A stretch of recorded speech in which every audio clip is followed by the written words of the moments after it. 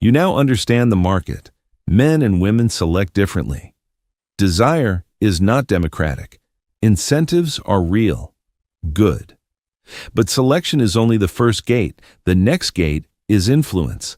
Because even if you build value, you can still lose the room with clumsy force.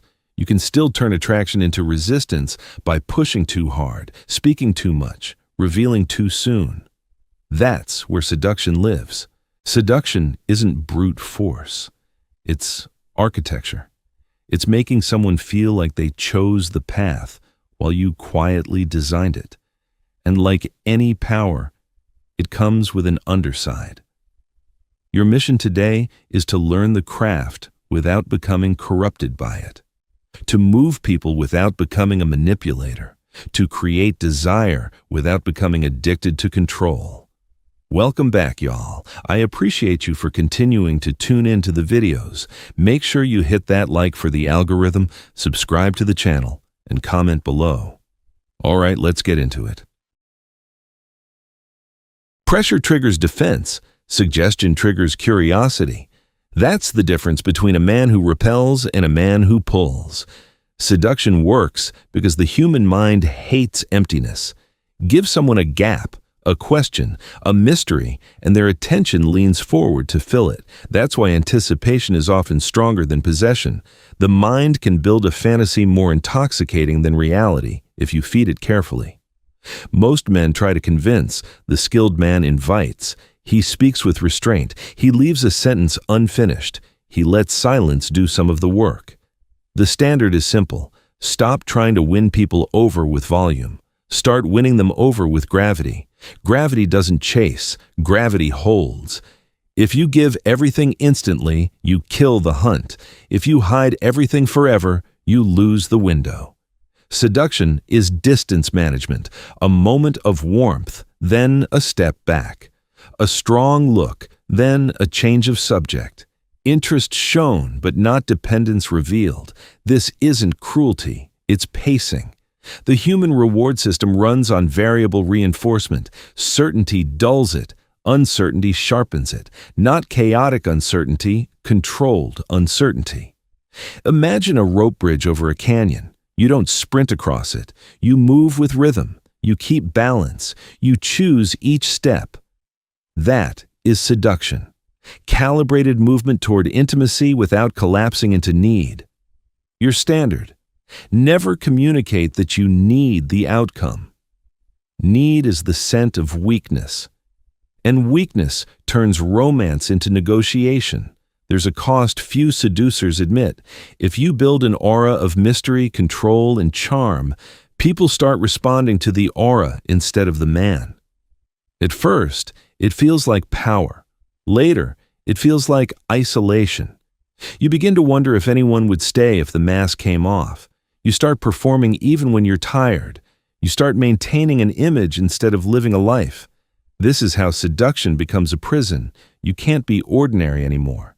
The ordinary feels like death because the ordinary might lose attention, and attention becomes the drug. So here's the standard. Seduction is a tool, not an identity. If you can't turn it off, you don't have skill. You have compulsion. The mission is influence with control, not influence with addiction. When you shape someone's emotions, you're playing with a volatile substance. A seduced mind can become dependent. You become their high, their anchor, their escape. And dependence doesn't always turn into devotion. Sometimes it turns into surveillance, jealousy, rage. The lover who feels manipulated doesn't respond like a disappointed customer. They respond like a wounded animal. History is full of charming figures who believed their charisma made them untouchable. It didn't. It simply made the consequences arrive with more heat. So here's the rule. If you awaken intensity in someone, you're responsible for how you handle the come down. If you pull someone close, don't act surprised when they don't enjoy being discarded.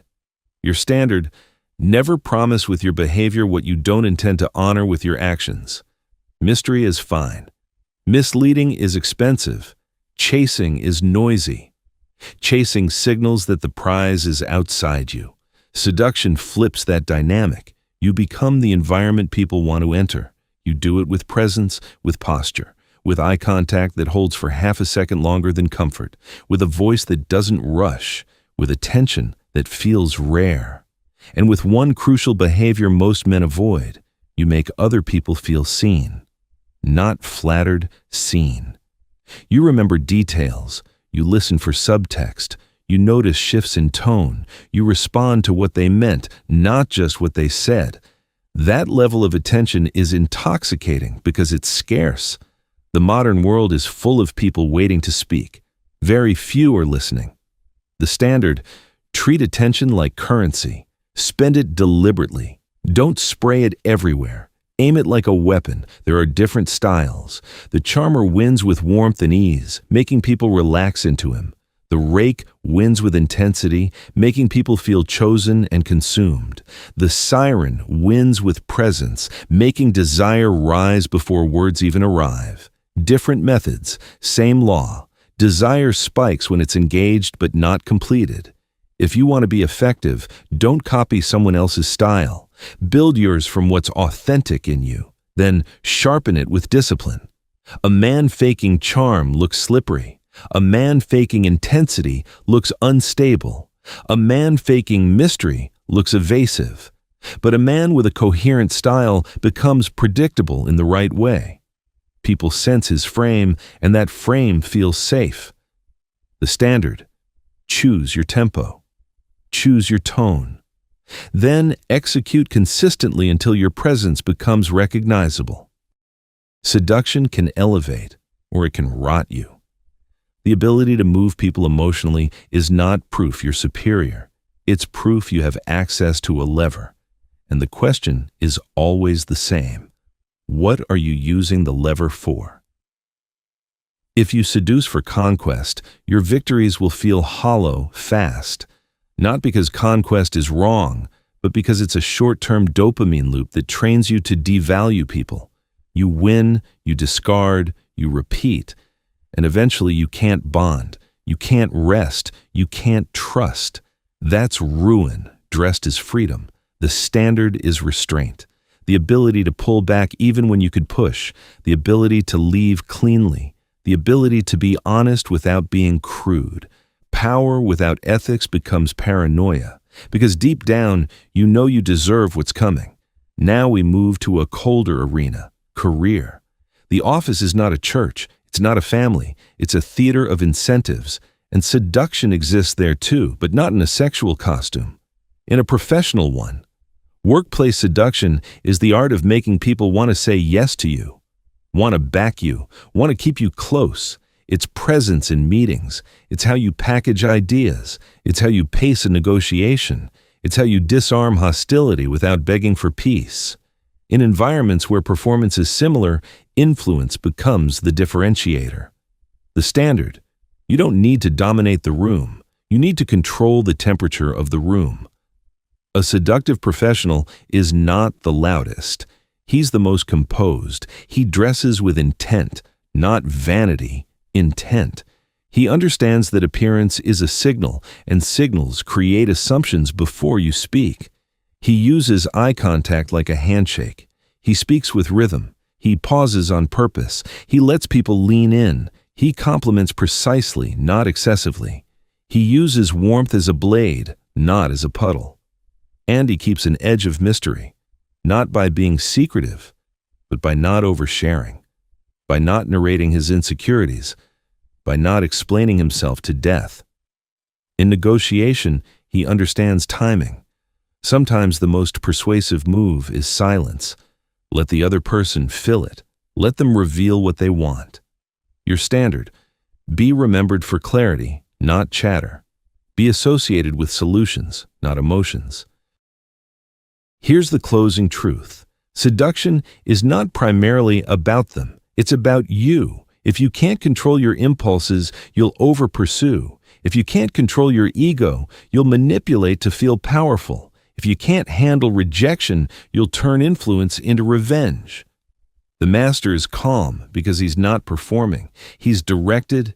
He uses seduction to build bonds, to open doors, to create alignment.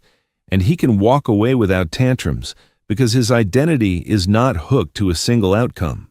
That is power, the ability to move the world without losing yourself in the movement. So take the art, keep the restraint, use the mystery, maintain the ethics, because the most seductive thing on earth is not a line, not a look, not a suit. It's a man who knows exactly who he is and refuses to beg reality for permission. Once again, I appreciate you for sticking to the end. Make sure you hit that like for the algorithm, subscribe to the channel, and comment below. I'll catch you on the next one.